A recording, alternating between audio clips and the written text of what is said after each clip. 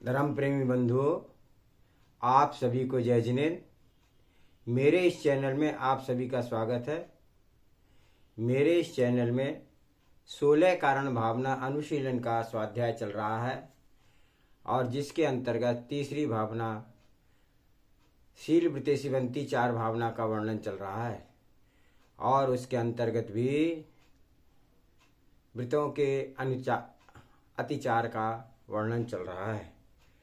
आगे का स्वाध्याय करने से पूर्व मंगलाचरण करते हैं।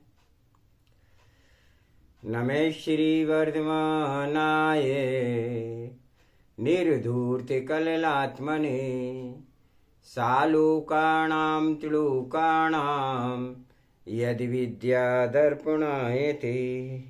मंगलम भगवान वीरो मंगलम गौतमो गणे मंगलम कुंद कुंदाद्योति जैन धर्मोस्तु मंगलम। सर्वमंगल मांगल्यम सर्वकल्याणकारकम प्रधानम सर्वधर्मानां जैनम जयतु शासनम। सर्वे सूत्रा सावधानतः श्रवन्तु। 16 कारण भावना अनुशीलन का यह ग्रंथ आचार्य श्री विश्वेश सागर महाराज ने सरल भाषा में लिखा है और किस प्रकार से हम 16 कारण भावनाओं का भाग करके अपना कल्याण कर सकते हैं उसको आगे का स्वाध्याय करते हैं।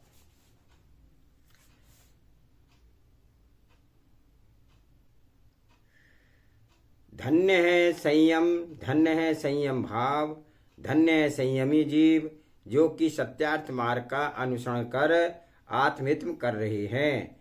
संयम मार्ग पूर्ण विशुद्धि का वर्धमानता का मार्ग है। विशुद्धि का अभाव होते हैं संयम मार्ग का अभाव हो जाता है।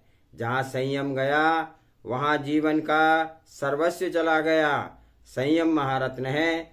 प्राणों का वियोग स्वीकार कर लेना पर संयम का वियोग नहीं होना देना। शत्रु के ग्रह भिक्षा मांग करके जीवन जी लेना परंतु संयम का घात नहीं करना।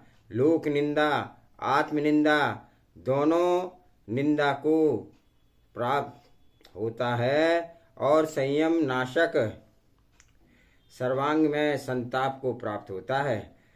दिन रात क्लेश का प्राप्त होता है और एक समय प्राण काल भी चारित्र पतित हो शांति को वेदन नहीं होता है। लोक निंदा के भय से भयभीत रहता है। कसाय में विमूढ़ हुआ जीव आवेग के काल में विवेक खो जाता है। लोक कषाय परिग्रह संज्ञा को बस हुआ जीव धन संग्रह करता है। इतना मूर्छित हो जाता है कि वह हे उपाधि को खो बैठता है पर वस्तु को ग्रहण करने को तैयार हो जाता है। धन मूर्छित हो जाता है और वह धन व्यक्ति को प्राणों से प्रिय होता है। जो व्यक्ति पर धन को हरण करता है वह उसमें प्राणों का हरण करता है। धन हरता प्राण हरता के समान हिंसक है। इसलिए किसी भी प्रकार से किसी का रखा हुआ छूटा हुआ पड़ा हुआ धन आदि द्रव्य का स्वीकार नहीं करें, ना ही अन्य को प्रेरित करें, ना उनकी अनुमोदना करें, ना स्वयं करें। इस प्रकार से अचौर्य व्रत का पालन करें। यहाँ अस्तेय व्रत होता है वहाँ अहिंसा भी होती है पर द्रव्य का हरण चोरी है। यह बात लोक प्रसिद्ध ही है परंतु अपने समय पर कार्य नहीं करना, अनीति का जीवन जीना, व्रतों को निर्दोष नहीं पालना, धर्मात्माओं के से संवाद करना, जिन आज्ञा का पालन नहीं करना, यह भी चोरी है। निर्तिचार अचौर्य व्रत का पालक पांचों का सम्यक बोध कर उन्हें छोड़ देता है। जो जीव जितना निर्दोष संयम पालता है वह उतना ही आनंद को प्राप्त होता है। संक्लेशता ही हानि करता है, विशुद्धि की वृद्धि करता है और इस लोक में और परलोक में उभय लोक में सुखी रहता है। इसलिए कष्ट उसके नाम सुनकर चले जाते हैं। निर्दोष धर्माराधक को किसी भी प्रकार का भय नहीं सताता है। जिस जीव के अंतःकरण में स्वरूप लीनता का भाव लहरें ले रहा है, कब मैं निज स्वरूप में लीन हो जाऊं, ऐसी विशुद्धि भावना से युक्त जीव अचौर व्रत का अतिचारों से पूर्ण आत्मरक्षा करता है। प्रथम अतिचार स्तेन प्रयोग है। किसी भी चोरी के लिए अन्य के लिए स्वयं प्रेरित करना कि आप इस प्रकार चोरी करना, वैसे दीवार तोड़ना, जैसे कैसे ताला तोड़ना, इस प्रकार वस्तुओं को चुरा लेना, रखी हुई पड़ी हुई भूली हुई पर वस्तु को बिना किसी को देखे उठा लेना, चोरी करने की विधि बतलाना, स्वयं तथा दूसरों के द्वारा चोरी की शिक्षा दिलवाना, विद्युत बिल टैक्स की चोरी की विधि पद्धति सिखलाना तथा चोरी की शिक्षा देना, दिलवाना, वाली के मन वचन काय से कृतकार्य अनुमोदना से उसका अनुमोदना करना स्नेह प्रयोग नामक अतिचार है। अनाचार इसलिए नहीं है क्योंकि वह स्वयं स्पष्ट चोरी नहीं कर रहा है, परंतु अचौर व्रत में दोष लगा रहा है। तदाहर्त दान आपके द्वारा अयुक्त असमत चोर के द्वारा लाई गई वस्तु का ले लेना तदाहृता दान है।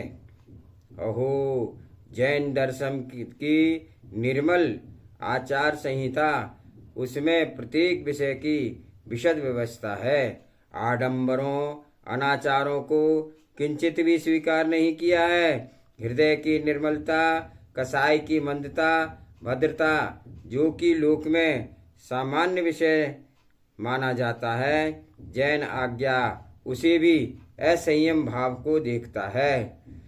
लोक की संपूर्ण अनाचार प्रवृत्तियां समाप्त हो जाती है, फिर अन्य कोई दंड संहिता की आवश्यकता नहीं होगी, न कोई व्यवस्था बनाने की आवश्यकता होगी, क्योंकि सभी व्रतों की पालक प्रवृत्ति है।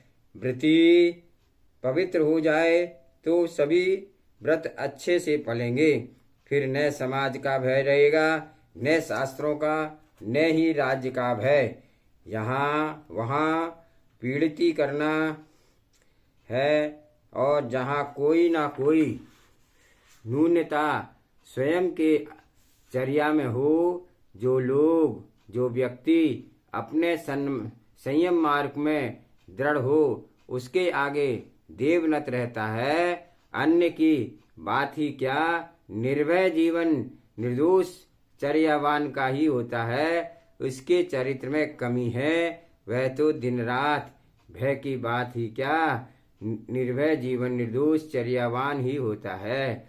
भय की बात की संज्ञा से पीड़ित रहता है, उसमें शांत का कभी जन्म नहीं होता है। दोषी पुरुष प्रतिक्षण संक्लेशता का वेदन करता है, न उसके लिए तीर्थ में शांति मिलती है न मंदिर में, क्योंकि उसके आदर ही उसके शांति नहीं है, उसके अंदर ही शांति नहीं है। अंतरंग शांति ही बाहर आनंद स्वरूप को दिख सकती है। इसके अंदर में शांति नहीं है, वह बाहर क्या शांति प्रकट कर पाएगा। दोषी का आनंद बंध्या पुत्र की खुशी के तुल्य है। बांझ स्त्री का बेटा क्या कभी प्रसन्न होते दिखेगा? अरे भाई, बांझ के संतान होती ही नहीं है, तो फिर उसके बेटे की प्रसन्नता कहाँ से प्रकट हो गई? उसी प्रकार से सदोष पुरुष के अंदर समय विशुद्धि ही नहीं है। जब विशुद्धि ही नहीं है, फिर उसे आनंद कहाँ से आएगा। ज्ञानियों, यदि आत्म आनंद को प्राप्त करना चाहते हो तो निस्संयम का निर्दोष पालन करो। चारित्र की निर्मलता ही मोक्ष मार्ग की सफलता है। लोक पूज्यता, पुण्योदय के प्रताप करना श्रेष्ठता का प्रतीक नहीं। चारित्रवान होकर के, सद्गुणों के पूर्ण होकर के पूज्यता को प्राप्त कर लेना श्रेष्ठता है। गुणों की असत्ता में पूज्य बनने का भाव तो अहम बुद्धि को कर सकता है, अज्ञ पर पूज्य नहीं हो सकता है। पूज्यता के गुणों का धर्म है जिस भाव का अभाव अहम बुद्धि से कर सकता है, अज्ञ पर पूज्य नहीं हो सकता। पूज्यता तो गुणों का धर्म है, जिस भाव की पूजा है वह भाव ही तद्भूत पर्याय भी दिखनी चाहिए। पर्याय की प्रकटता ही अनुभूति का विषय है। जब तक पर्याय प्रकट नहीं होगी तब तक तद्जन्य वेदन नहीं होता है। इसलिए अतिचार लगाने वाले जीव को निरतिचार साधना का अनुभव नहीं होता है। व्रतों में अतिचार छिद्र सहित बर्तन में नीर भरने के तुल्य है। निर्दोषता निच्छद्र वर्तनवत है। मोक्ष के इच्छुक साधक को अल्प दोष भी मेरुवत मेरु के समान देखना चाहिए। किंचित भाव स्वव्रतों में दोष का स्थान प्रदान ना करें। निर्दोष परमात्मा तो निर्तिचार व्रतों का पालन ही कर पाता है, अन्य का नहीं। व्रतों में दोष लगाने का व्यसन यदि एक बार लग गया फिर जीव पुनः पुनः लगाता है। प्रथम समय ही दोष लगाने का न आने दे। अशुभ संस्कार आत्म स्वभाव में प्रवेश ही ना कर पाए। प्रतिपल जागरूक रहना एक श्रेष्ठ मोक्ष मार्गी साधक के लिए अनिवार्य है। पूर्ण सजगता ही मोक्ष मार्ग में उत्तीर्णता प्रदान करती है। मोक्ष मार्गी जीव को चाहिए कि सदोष वस्तु को सेवन ना करे। जो वस्तु उपकरण अन्य के द्वारा अन्य के चुरा कर लाए हुए हैं, ऐसा ज्ञान होने पर भले ही अपने स्वयं चोरी नहीं की है, फिर भी चोरी की वस्तु के उपयोग में अचौर व्रत में दोष लगाना ही है। ऐसे विचार करें ना करें कि हमारे द्वारा तो चोरी की नहीं गई है तो फिर मुझे दोष क्यों लगेगा। अरे भाई, दोष तो एक देश व्रत होता है, वही अतिचार है। स्वयं चोरी करेगा तो फिर व्रत में दोष क्यों लगेगा। वहां तो व्रत का ही अभाव होगा, चोरी का पाप ही वहां होगा। चोरी करना कोई व्रत नहीं है, चोरी करना पाप ही है। इस बात का पूर्ण विवेक से समझो। चोर द्वारा लाई गई वस्तु का उपयोग चोरी करने की शक्ति प्रदान करता है। चोरी की अनुमोदना कर रहा है, पाप का प्रचार कर रहा है। मोक्ष मार्गी जीव को चाहिए कि वह किसी भी प्रकार से चोरी कृत की अनुमोदना ना करे। समझो कैसे बचें, इस पर विचार करो ज्ञानियों। बहुत ही कठिन साध्य है व्रत की निर्दोषता पूर्ण रक्षण पालन करना। एवं विचारे एक एक कदम पर अतिचार खड़े हैं। यदि किसी के घर में शासन की आज्ञा के बिना सीधे नग्न तारों के विद्युत को उपयोग हो रहा है, मीटर बंद करके, और आप उनके घर में प्रवेश में बैठे हो, पढ़ रहे हो, तो फिर अचौर व्रत में अतिचार है। किसी व्यक्ति ने पानी का बिल बचा करके शासन को नहीं दिया और आपको मालूम है कि अमुक व्यक्ति चोरी के पानी का उपयोग करता है, उसके वहाँ कि यदि आप पानी का उपयोग करते हैं तो आपके अचोर व्रत में दोष लगता है। इसी प्रकार से द्रव्यों को समझना निर्दोषता के लिए पूर्ण पुरुषार्थ की आवश्यकता है। यदि कोई व्यक्ति व्रतवृत्ति से जीवन पालन कर रहा यापन करता है और समय पर कार्य नहीं करने वाले के सहयोग करता है, उसकी उनकी हाँ में हाँ मिलाता है, तो वह चोरी की अनुमोदना से पाप को प्राप्त होता है। संसार के उपकरण शासन के कार्य के लिए यदि आप उन्हें निज गृह कार्य में प्रयोग कर रहे हैं तो अचौर व्रत का दोष है। धन्य है जिन तीर्थंकर प्रकृति का बंध, जीव के परिणामों की विशुद्धता, निर्लोभ वृत्ति, तीव्र जागृति, पल पल संयम की विशुद्धि का ध्यान रखते रहे, जिन निज व्रतशील में स्वप्न में भी दोष नहीं लगने देते हैं, प्राण को प्राणों से अधिक अर्घ्यमान मानते हैं।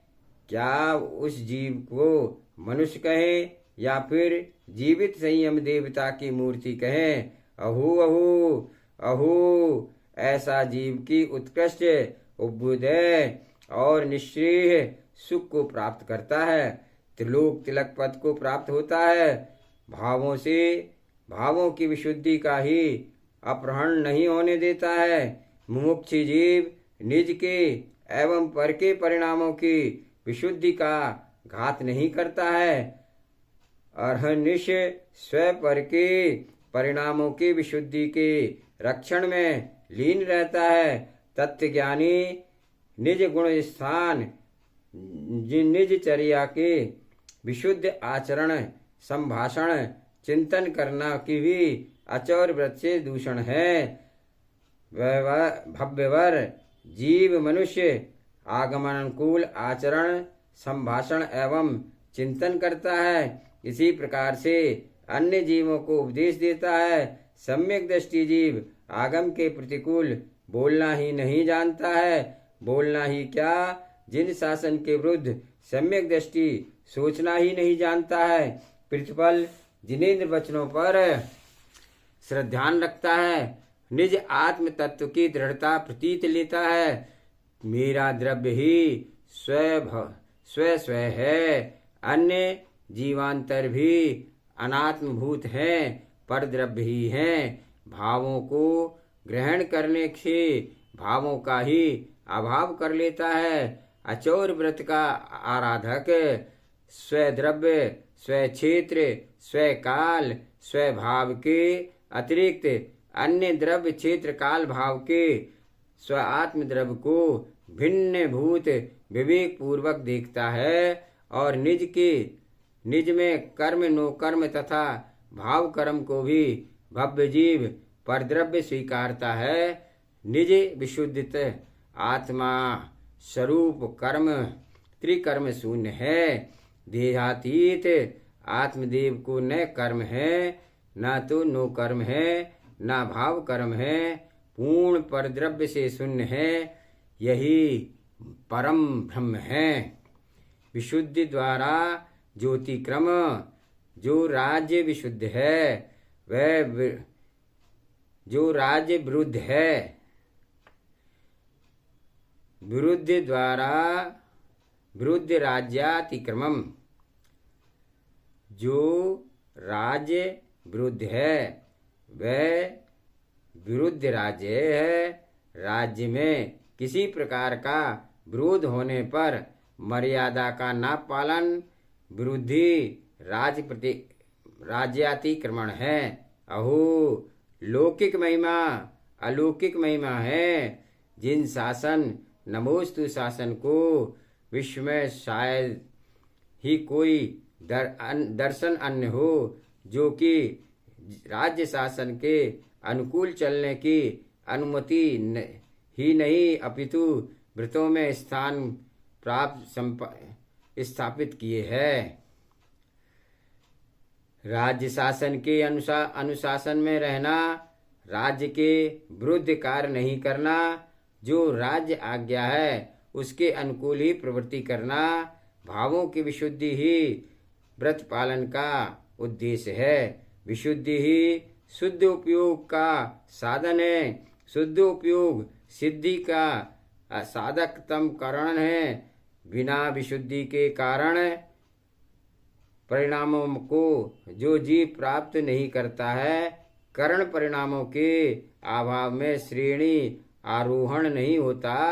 बिना किसी श्रेणी आरोहण के जीव परम यथाख्यात चारित्र को योग्य परिणाम को प्राप्त नहीं होता है और वह परम भूतार्थ है। जब तक परम यथाख्यात चारित्र की पूर्णता नहीं होती, तब तक निर्वाण सुंदरी को वरमाला किसी जीव के कंठहार नहीं बन सकती है। निर्वाण सुंदरी के कंठ बनने के लिए प्रत्येक द्रव्य व्रतों का निर्दोष आगमनानुकूल आचरण करना पड़ेगा।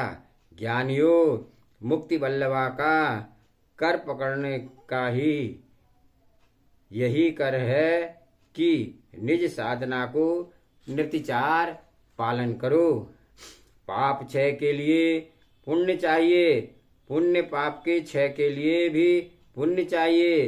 बिना पुण्योदय के पाप क्षय करने का भाव ही नहीं होते हैं। जब जीव के व्रत सुकृत्य का उदय आता है, तभी पाप नाशक भावों का जन्म निज के भीतर होता है।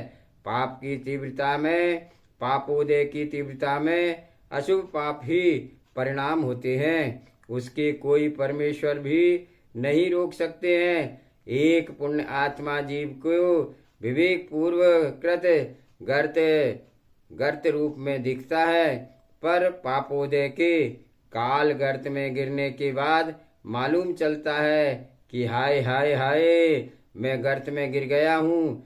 कब जाना जब हाथ पैर टूट चुके।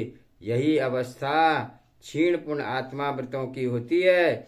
उसे अतिचारों में के गर्त में दृष्टि गोचर नहीं होते हैं। जब चरित्र भूव्रत से पूर्ण चित्त हो जाता है, तब उसकी समझ में आता है कि अहो अहो अहो, मैं संयम धर्म के से शून्य हो गया हूँ। ज्ञानी जीव अल्प दोष को महादोष समझकर अल्प दोष भी अपनी चर्या में नहीं लगाता है। विशुद्धि की वृद्धि पर निज शुद्ध आत्म तत्व में लीन होकर के आत्म पद को प्राप्त कर लेता है। अनंत संसार का अंत कर कृतकृत्य होकर जाता है। कृतकृत्य दशा पर जिसकी दृष्टि निश्चल हो चुकी है, वह भव्य राज्य के विरुद्ध भी प्रवृत्ति नहीं करता है, राज्य के अनुकूल ही कार्य करता है। व्यापारी है तो समय पर व्यापार करता है, सेवा कार्य करने वाला है तो समय पर पूर्ण विश्वास के साथ कार्य करता है, विश्वासघात नहीं करता है। जो पुरुष राज्य के विरुद्ध कार्य करते हैं, उनके निर्दोष अचौर व्रत का पालन नहीं होता है। वे स्वयं परिणामों की विशुद्धि को भी घात करते हैं। कारण यह है कि किसी कार्य के विपरीत करने से भय एवं चिंता एक साथ पीड़ित करती है। भयभीत तथा चिंतित जीव विशुद्ध स्थान को प्राप्त नहीं होता है। संक्लेशता प्रतिक्षण उसके अंदर विद्यमान रहती है। भोजन एवं निद्रा दोनों में से निज को दूर कर बैठता है, अर्थात उसे शांति से नींद नहीं आती है, न भोजन रुचता है। उन्मत्ता व प्राण वियोग को प्राप्त होता है। लोक में प्रकट होने पर अपयश को प्राप्त होता है। आज का स्वाध्याय यहीं पूर्ण करते हैं। जावानी के ज्ञान से सूझे लोकालोक, सो वाणी मस्तक नमु सदा दे थूदो। हे जिनवाणी भारती तोय जपो दिन रैन, जो तेरी शरणागे सो पावे सुख चैन। देव भजो अरिहंत को गुरु सेवा निर्गंध, दया धर्म पालो सदा यही मोक्ष का पंथ। 9 बार नमोकार मंत्र।